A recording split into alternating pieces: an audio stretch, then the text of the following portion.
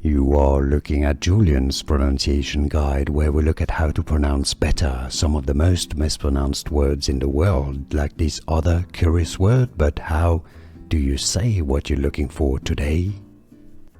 We are looking at how to pronounce these names, as well as how to say more confusing names that many mispronounce, so make sure to stay tuned to the channel to learn more. This is generally often said as Rhysand, Rhysand, although in some countries and regions' languages it might be said as Rhysand as well, Rhysand or Rhysand. And now you know, more videos for you here to learn more correct pronunciations. Thanks for watching.